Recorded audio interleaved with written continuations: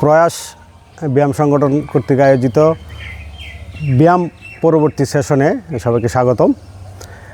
আজকে আমরা আলোচনা করব পুষ্টি কী।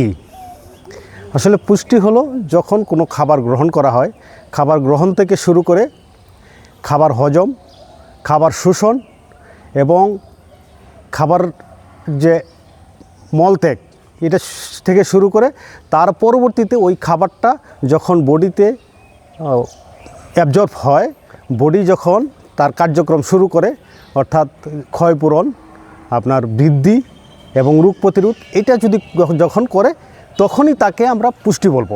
তাহলে আমরা খাবার যে খাচ্ছি, খাবার এবং পুষ্টি দুইটার মধ্যে কিন্তু অনেক পার্থক্য। তাহলে আমরা পুষ্টি গ্রহণ করব যেটা আমাদের বডিতে অ্যাবজর্ব হবে এবং যতটুকু অ্যাবজর্ব হবে সেটুকুই আমরা গ্রহণ করব, এটাকেই পুষ্টি বলি। ধন্যবাদ সবাইকে।